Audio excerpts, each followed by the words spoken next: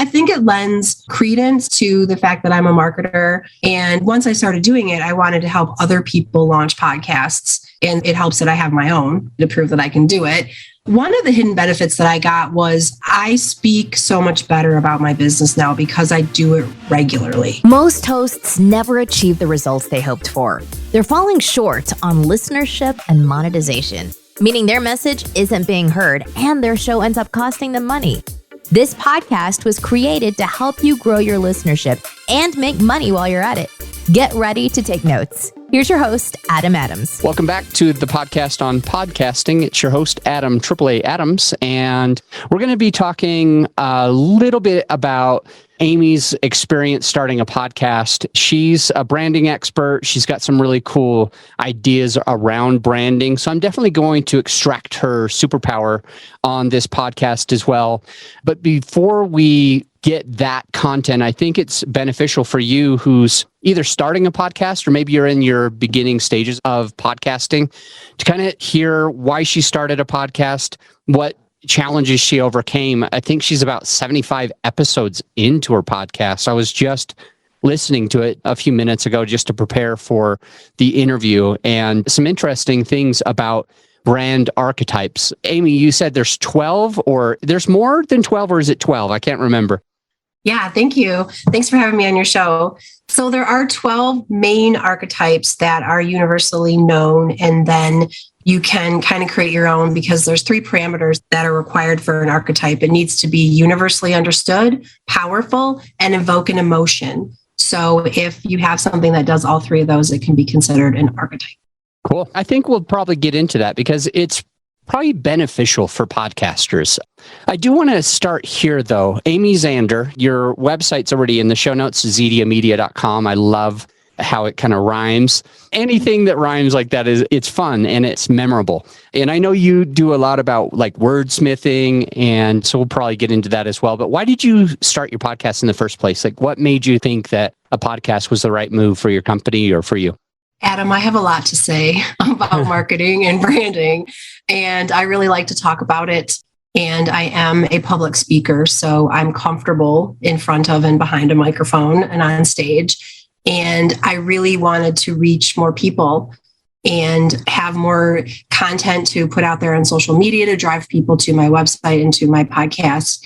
And I also really love listening to podcasts and discovering new ones and hearing what other people have to say. It's much more enjoyable to me to listen to a podcast than to watch too much news. So that's why I really wanted to reach out and to start a podcast. And I just think that it's an amazing medium to reach people and to get your information out there. That's funny. My sweetheart's really big into staying up with like current events. So she's like always watching the news, reading articles, her phone like pings her whenever something else happens. And she oftentimes reaches out to me and she's like, oh my gosh, can you believe XYZ happened? I'm like, I didn't know that because I don't know if I'm putting myself in a hole, but I agree with you. Sometimes the news is less beneficial than kind of like growing ourselves, and podcasts are a really good way to do that. And you said you had yourself, you just have a lot to say, you're comfortable behind the mic, and you want to draw people toward your company. So who is it that your company serves, and how do you serve them? Sure. So the main things that we do are digital marketing, social media marketing, and branding, and content creation for websites, blogs, whatever needs words. And then we also launch podcasts for our clients. Awesome. So my ideal client is a small to medium-sized business that has a healthy marketing budget, but doesn't have their own marketing department necessarily. Got it. Out of curiosity, because I think you're like 75 episodes in. When I was looking today, I think I was listening to the 75th episode, which is pretty remarkable. I think the stat was, last time I checked, it was like 90% of podcasts don't make it past either 6 or 10 episodes. The jury's out on that, but it's like 90% don't either make it past either 6 or 10 episodes. And I thought about that. I thought, that's remarkable. Like, Amy's been doing this. She's 75 episodes in, but I'm wondering, like, in the beginning, if you can even think back to the 75 episodes ago, as you were really just starting to launch your podcast, what hurdles and challenges came your way that maybe you didn't expect? And if you don't mind, how did you overcome those? Sure. So I am a big proponent of reaching out to people who know more than I do. So I just went to some experts that had been doing podcasting. One of my best friends had a really successful trivia show podcast. And I just said, how do I do this? Give me your people. And she hooked me up with a fantastic tech engineer who did all the back end stuff on our website to just get it all set up so that we could have a place for our podcast to live. And then I found a great editor and some people that could create our promo episode with our music and all that kind of stuff. So I asked people to help me and I went to the experts for it. And then I do have a co-host, and that is amazing, but also just another layer of logistics. And we are not in the same location. So we had to figure out, okay, how are we going to talk to each other? How are we going to do this? Where are we going to put the files when we're done creating them? And then we would get to the time to podcast and like his computer would crash or my dogs would be barking or just a whole host of technical stuff. I feel like we've probably dealt with pretty much all of them that there are to deal with, lost files, stuff that didn't record. So we got through all of that. And that really helps me now when I help my clients launch podcasts. One of the first things I tell them is you have to get really comfortable with predictability. You have to get okay with the fact that like once in a while, you're going to have an awesome interview and it just won't record or you'll lose the file. You'll have to do it over. Like things happen. Anytime you're dealing with tech, things happen. And so I'm pretty off the cuff kind of person. I don't let that stuff rattle me too much, but I have some clients that are pretty type A and they get really upset and disappointed. And I'm like, yeah, well, just consider that was practice. The next one will be better. So those are some of the first hurdles. And then one of the things that my co-host and I really had to realize was we both have pretty big personalities and we joke around a lot. And that's part of our podcast. And if one of us wasn't feeling it that day, we report every Thursday morning. And if we're just not feeling it, having a down day or whatever, it's better to postpone and do it later rather than try to force it and then be off brand or not sound like yourself. And that was something that was harder for me to realize because I'm like, no, I can do it. And he's like, nah, I just don't think you're feeling it. Let's just postpone. Oh, got it. How, like with recording every Thursday, out of curiosity, you're publishing once a week or what's your cadence for the publish? Yeah, we try. And that was another thing. Like we don't take our schedule super seriously because we're just trying to have fun with it. And so we try to do it almost every week. We record almost every week. And then my co-host is actually the one that edits the podcast. So sometimes he gets a little backed up or whatever, and it's a couple weeks out. So hopefully our listeners are understanding with that. And they know that we don't have an episode that comes out every single week on the same day at the same time. We're kind of loosey-goosey with that. So that's one of my goals, though, for next year is to get better about that, have a much better schedule. So like when you're recording on a Thursday, you're just recording one episode, not multiple? Typically, yes. Got it. Cool. Yeah, one thing that I always suggest, and I think it's good to mention it here, it's also good to know that there's multiple different ways to do it. One thing that I highly suggest when people are starting podcasts, that they're always working ahead of the game, never behind the eight ball. It can be surprisingly beneficial for the growth of the podcast to have it come out really consistently. And it can be stressful. I think it can be really stressful. It was for me when I was doing it that way. When I was trying to record, for example, on Sunday night, because it was coming out on Monday, sometimes I'm like, shoot, I've got to get this out. And then it just made it feel like a chore. So I like how two things. One is, even though when you're not consistent, you're not letting it stress you out. Because for me, I think maybe I'm that type A person. And I'm like, I have to get this out and it's holding me back. And I think that's one reason for pod fade is that when we feel like the podcast is taking so much time and effort and it can be a little bit stressful. So hopefully the listeners got some takeaways from both thought views from that as well. Real quick. So you said with your original hurdles, original challenges, if you will, as if you were starting your podcast, you mentioned that you might not have had all of it yourself. So you had a tech engineer, your partner does the editing, you have a co-host that's going to show up and support as well. I think that was really smart to find somebody to be able to do some of those things. I did it wrong. When I started my podcast, I figured out, I'm going to have to edit it myself. So I love that you were able to understand your strengths and your superpowers, like in the very beginning. Speaking of strengths and superpowers, that I have like another question that's right around that question. It's like one of the superpowers that you had. I was reading your bio. It's talking all about branding. In fact, your podcast itself is about branding. It's called Brand Archetypes. And if you're listening, that link is already in the show notes. But Brand Archetypes, your superpower being branding. I'm wondering if we're a podcaster, like to what level of importance should we be placing our brand through our podcast, in your opinion? You should always be thinking about your brand, and your brand should permeate everything you do. So that's one of the things we talk to people about first is if you have a business, you have a brand, or you should have a brand. And if your podcast is part of your business or trying to elevate you in some way, selling something, providing a service, something like that, then it should always be on brand. We go so far as to say your brand is so important that it should have to do with how you answer your phone, what color you paint your conference room.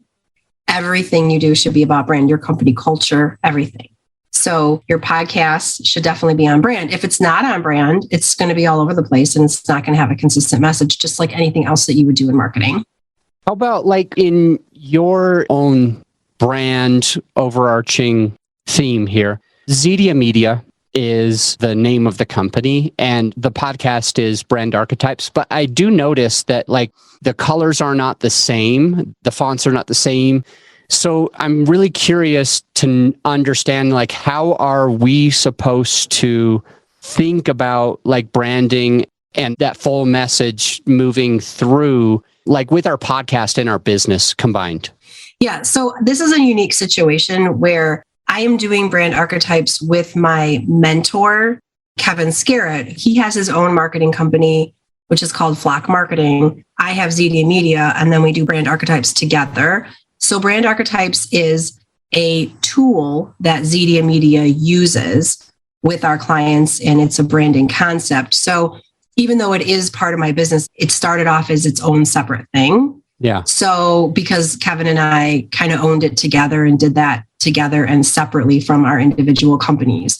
So Kevin's looking at retiring at the end of this year, actually just in a few weeks, and I'm going to be heading up more of Brand Archetypes. So lately, as I create the episodes, I have been using my fonts and more of my colors and things like that, because eventually I will be bringing it truly under the umbrella of Zedia Media. So it's been a little tricky. And if I have to say, if anything bugs me in that type A way, that it's that. Because it is a little bit inconsistent just because of the way that we first started it and that we were doing it as a partnership. However, I have another podcast that I do under Zedia Media with a co-host, and that's a local one where we interview local business owners. And that one is fully branded to Zedia Media. So I get it. Yeah. And ideally, you would want to brand it all the same if your podcast was part of your company. So if you don't mind spending just like a moment and speak to me as if I'm a brand new podcaster, I'm coming to you to start my podcast and I'm trying to figure out how do I brand my business and my podcast in more of like a congruent way. What would be some of the pointers that you would give me as a new podcaster? Sure. So before I'd even talk to you about your podcast, I would just talk to you about your business and your business brand.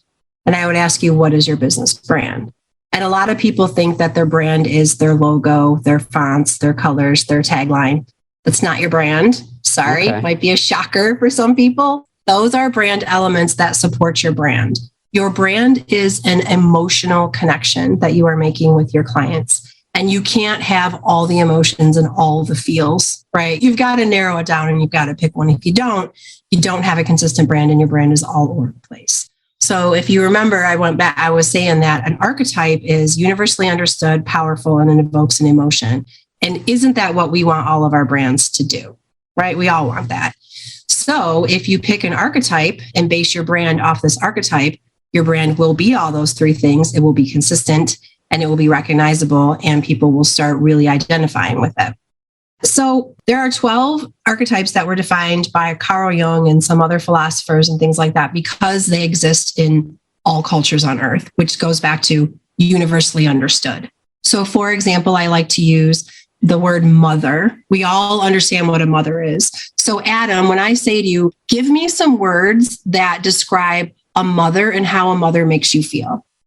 Okay. I'm on the spot. All right. So some words to describe a mother is nurturing, supportive, loving, caring. Those are the ones that come to my mind first. Yeah, those are the big ones. Sure. There was a second part of the question. Do you want me to answer it now or wait? No, go ahead. Okay. The second part of the question was, the first part was, give me some words that describe a mother. And then what was the second part? Oh, well, you kind of did it both. Okay. Like how a mother makes you feel. Yeah. All right. So I believe without a shadow of a doubt that if I asked that same question to anybody on earth in any culture, in any country, in their language, they would come up with the same types of words because we all know what a mother is. So if a company were to adopt the mother archetype as their brand, then everything that they would do would be about nurturing, caring, making people feel supported, included, loved. Customer service would be a huge part of your business and your culture. And then what you do is you build your brand around that idea and that feeling. This is how we always want our customers to feel. So every time you do anything, whether it's a billboard, a blog post, a brochure, a podcast episode, or anything like that, all you have to ask yourself is this mother enough? And you will know the answer. You will know whether it's yes or no, not even having to be a branding expert because you know what a mother is. So if I showed you like 5 websites and I said, pick out the one that's the mother archetype, Adam, you would know. You'd be able to do it. Any listener would be able to do it because we all know what a mother is. That's why Brand Archetypes is so powerful and is so easy to use. It's not always easy to figure out which archetype you are, but once you do, it makes your marketing so clear and so much easier. So going back to your original question, what would I tell a new person podcasting? I would say, let's get really, really clear about your brand, because that will dictate the kind of podcast you have, the kind of music you use, the cadence of your tone, the kind of guests you have on there. It'll dictate everything. Okay, cool. Thank you for going into that. How about, I really am curious, like even after 75 episodes published on this one podcast, and I missed the Zedia Media podcast before we got started as well. So it's like you've actually got 2 podcasts and tons of experience doing podcasts. So I'm wondering, even though there was some of these hurdles, a tech engineer, somebody to edit the podcast, having that co-host, and your other podcast for Zedia Media has a co-host as well, I'm just curious, like what challenges you might be still facing after 75 episodes on one podcast and also your second podcast too. Sure. So we've experienced this a little bit here today, you and I, Adam, is when you have a co-host or somebody you're interviewing, it's talking over each other or cutting each other off. So that happens a little bit. And so we have to get really good at that. It helps when you're on Zoom or using video so you can see each other. That's a big help. And also having a good editor and just learning how to pause a little bit, make sure the other person's done talking, that kind of thing. The other thing that we do is that we have a script. So it's very loose because, especially the Brand Archetypes one, because we try to kind of do off the cuff and it's a little bit more of a fun podcast. But we do have a script that we follow and we write it like a few days ahead of time or a week ahead of time. We go over it. We talk about it before we do it so that we're on the same page and there aren't really any surprises. And then with my other one, the local Lansing one, we have a guest on every time. So the big challenges with that one is that even though we send them saying, please have a microphone, please have headphones, a lot of them don't have that, or they have earbuds that fall out all the time and they make weird noises. And you can't really account for your guests aren't always professional podcasters. So you have to be a little bit lenient with that, but you try to prepare them as much as possible. But that's something that still happens. I had one a couple weeks ago where their headphones just weren't working, like they had earbuds and it just wasn't working. And I'm like, you know what, we're going to have to reschedule because I want you to sound really good and this isn't sounding good. And we're just going to reschedule when you get a different set of headphones. So I've been playing around with different ways to record podcasts. I want to take mine to like YouTube and video next year, like you do now. That's one of my goals for next year. So I'm looking at like StreamYard and some other things that help you record your podcast for video as well. Yeah. So those are some of the challenges that I'm working. My biggest challenges are just like working with the other people and their tech issues. So one of the things that you mentioned was that with having like a guest and a co-host, or sometimes it can be a challenge that we might be talking over each other. And the ways that you are trying to overcome it is giving a little bit more space after somebody seems like they might have been finished talk, just to make sure that they don't have anything else. And then you also have a good editor, like to be able to support any fluffs, any problems that might happen. And the third thing that you're doing to kind of try to support that is having a script. And that made me think, because for me, I don't know if I have like a script. Like when I do a podcast, I definitely am more likely to use bullet points or scripts if I'm doing a solo episode. If I'm doing an episode like just today, I'll have questions. I'll follow kind of like a map maybe. So I want to understand what you mean by script, how it is beneficial. You said sometimes you started even a day or a week ahead of time. I'm curious, like based on the people that might be listening, are we going to suggest that they have scripts or bullet points prior to doing their podcast? Is it something they have to do a day or a week ahead of time, in your opinion? What are your thoughts about that? Sure, I've got a couple.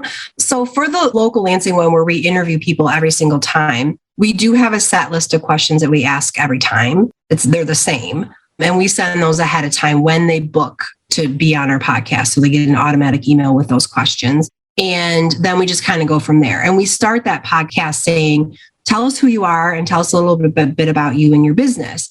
So I'm always taking notes and using what they tell me to go in deeper and ask further questions. So we do ask questions additionally to the scripted ones. And it's only a handful of ones. We ask them who they are, what they do. We ask them some challenges. We ask them what they're reading, some bad advice they got, some good advice. They're not super in-depth questions, and we usually throw a lot of those pre-qualified questions towards the end of the podcast. And I like to think that our listeners are looking forward to those things. They want to know what other business owners are listening to, what their advice is and things like that. So we put it towards the end.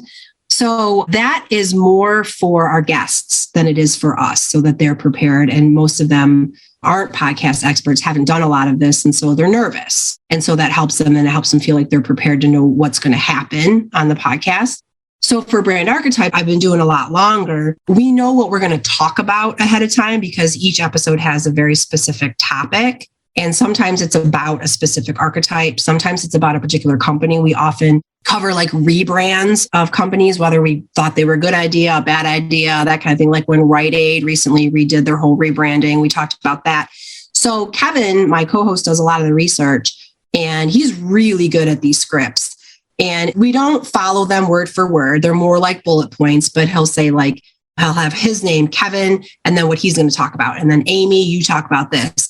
And sometimes it's suggestions. Sometimes it's facts that he really wants me to actually say what's on there. But it's more of a guide. And we've been doing this long enough that we're practiced at it, and it's more like a guide. But it was really helpful in the beginning when we first started off and didn't know what we were doing.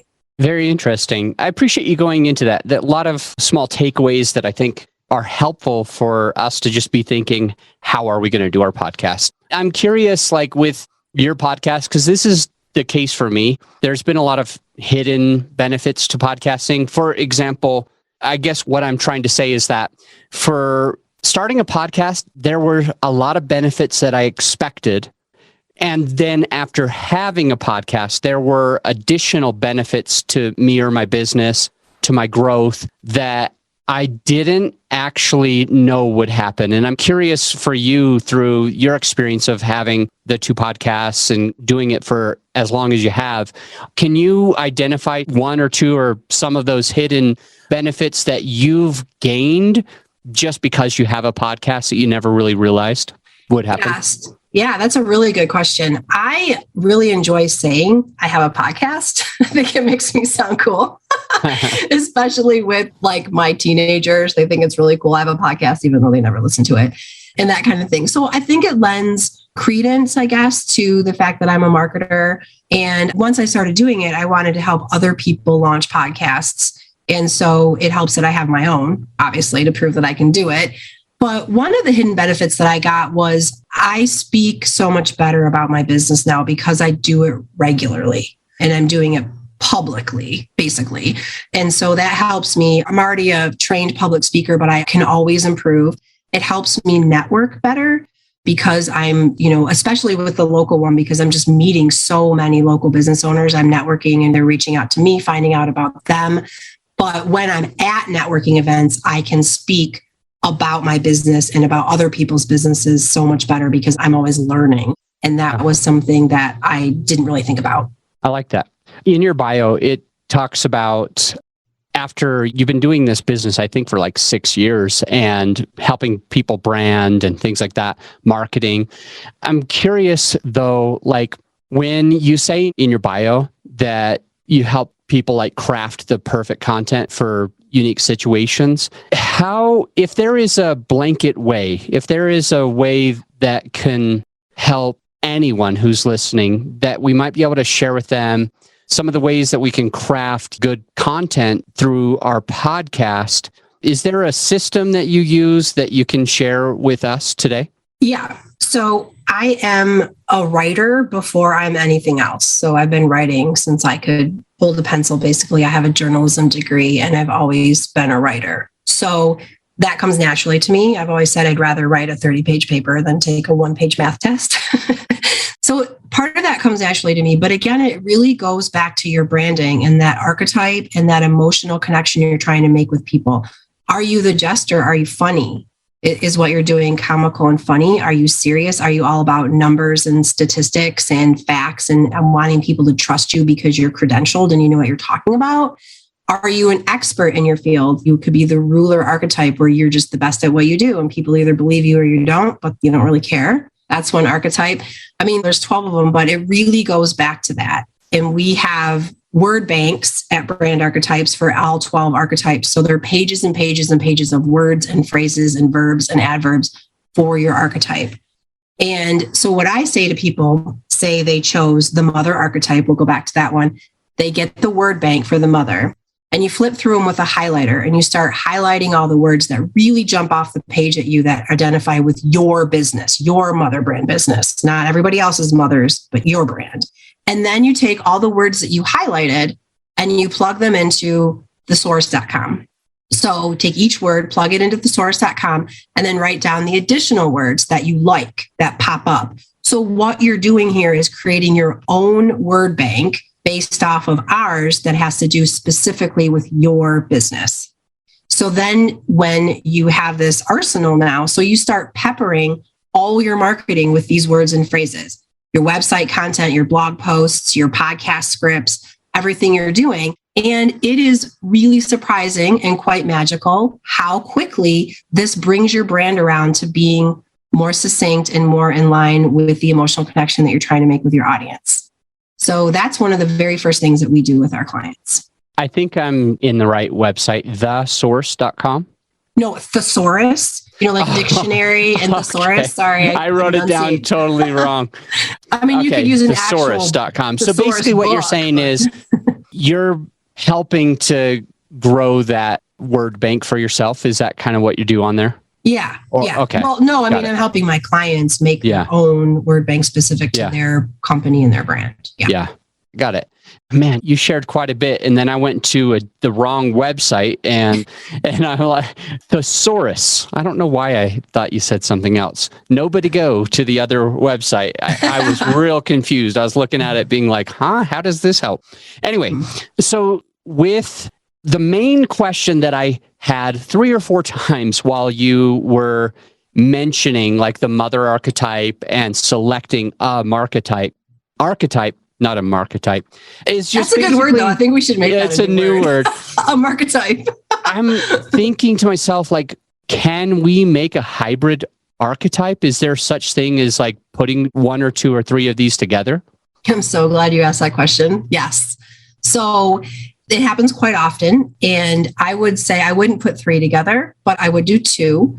And what you want to do is you can either mash them up together and create a brand new archetype, or you can have a lead archetype and a sub-archetype. So what that means is we worked with the local, my hometown actually, right here in Grand Ledge where I live, the city, and we walked them through their brand archetype. And they were trying to go between the neighbor archetype, which is sometimes called the everyday guy girl archetype, and the jester. And which is interesting because I don't know if you know this, but little old Grand Ledge in Michigan is like one of the parade capitals of the US. We have seems like we have a parade here every week for something. And we're kind of a fun, festive town. So the jester fit. So what we did was let's think about a hilarious person that it would be awesome to live next door to have your neighbor as your neighbor. And so they landed on Robin Williams. That would be so fun to live next door to Robin Williams and have him as your neighbor. And so that's the archetype that they landed on. That was how they combined the two archetypes, the neighbor and the jester. So they did it pretty evenly and equally. So that was one way where they matched them up. And then another one is just having one main archetype and then a sub-archetype. But what you don't want to do in that situation is flip-flop them. So say you want to be the neighbor first, always, and the neighbor archetype's general feeling is you make everybody feel like they belong and you care. And there's a lot of high trust because you're familiar with them, you know them. And so you want to be the neighbor first with the undertone of jester, kind of a little bit funny, quirky, but you don't really want to flip flop them. You wouldn't want to have an ad campaign that goes out that's like full force jester, like crazy, wacky, funny, and then a little bit of neighbor, because that's flip flopping your brand. Very interesting.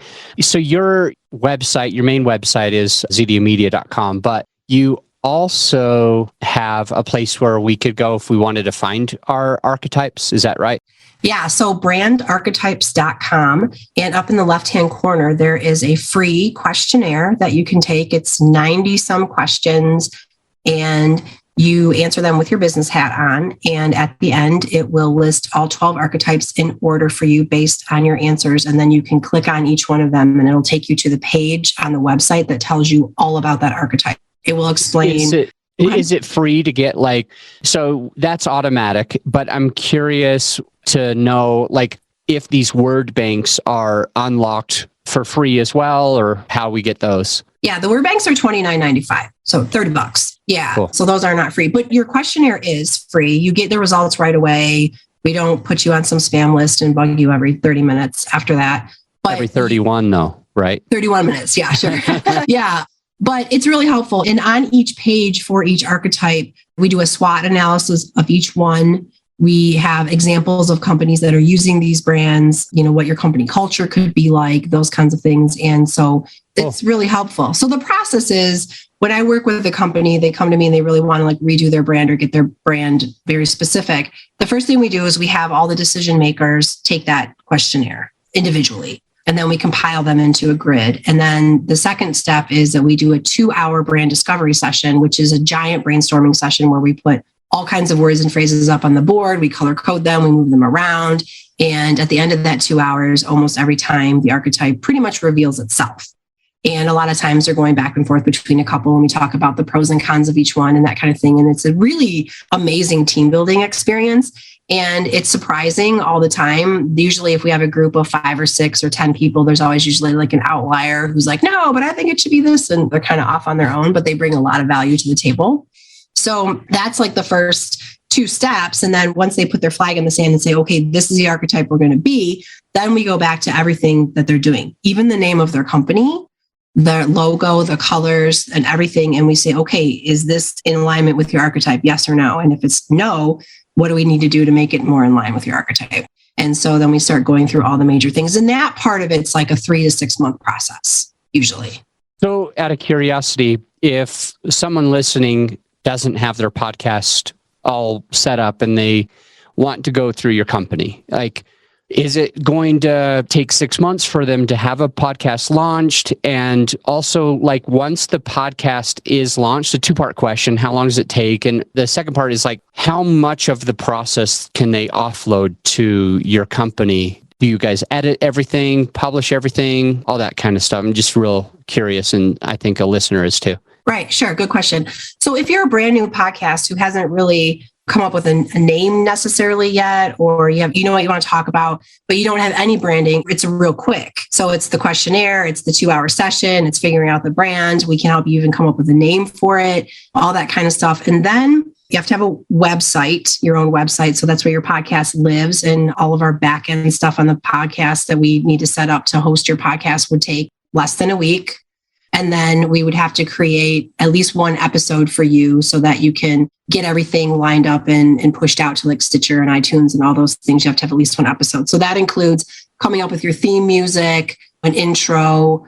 Usually people either have a logo or a graphic for their podcast too. We can create those if it's different than your business logo. And usually that first promo episode isn't a long, full episode. It's like 5-10 minutes, just introducing the idea of your podcast to get it launched out to the world. So that whole process, depending on how much information the client has together, could take just a couple weeks. And then we also coach people on the equipment that they need to buy. Typically, it's just a really good headset and microphone to start with. And we can give you lots of different ideas and options for those. I mean, if you're going with a Yeti microphone and a headphone, you can get away with just $150, $200. We'll get you started. And then we can do all the editing. So basically you record the file, you upload it to a Dropbox, and we have a 48-hour turnaround on editing or sooner. Our editor is really fast. So he takes out all the ums and uhs and ahs and blank spaces and goof ups, and then he adds your intro music and your outro music, any advertising you might have in the middle, that kind of stuff. And then he sends the file back and we can upload it to your website. And then we do all the social media marketing as well. So we can push it out to all your marketing channels and make sure it gets on YouTube and all that kind of stuff as well. So we're full circle. Awesome. Anything else you want to share with a brand new podcaster? What do you think is the most valuable thing in the back of your mind right now? I think that you have to do a 1 year, kind of have in your mind that you're going to commit to this for at least a year to see it get off the ground. So whether that means you're recording once a week, every other week, once a month, I kind of, like I said, we're a little bit loosey-goosey with our schedule. We shoot for once a week. So have a calendar and set up and know at least loosely what you're going to talk about and what you're going to do, and designate a specific time every week that you're going to record. So just put it on your calendar and block it in and don't disrupt it. Try your best. Whether it's Thursday morning, Sunday night, whatever you're doing, just stick to that. Just like any other meeting or appointment that you would have, make it with yourself and do it and stick to it. And your show notes are really important. So you want to make sure that you put all the right SEO keywords in there and all that kind of stuff, and the links to everything that you talk about. That's really important. That's going to really help the traction on your podcast. The better show notes you write, the better your podcast will do. Awesome. Amy, thank you for jumping on the show and sharing with us the archetypes. We'll make sure that the Brand Archetype website is in the show notes. Zedia Media is in the show notes as well, so people can get those free resources and check out your podcast. And yeah, just appreciate you jumping on and sharing selflessly some of how important words are and how we can find the right words and find the right archetypes to be able to grow our brand and keep it congruent across all platforms. Appreciate you.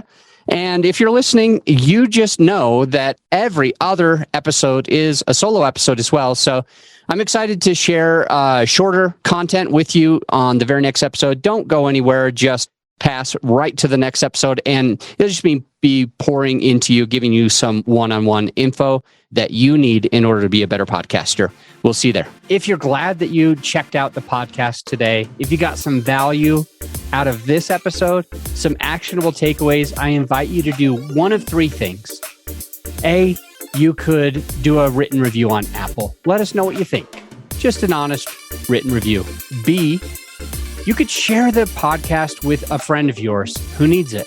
Or C, at the very least, implement what you've learned to take your business and your podcast to the next level. And I'll see you on the next episode.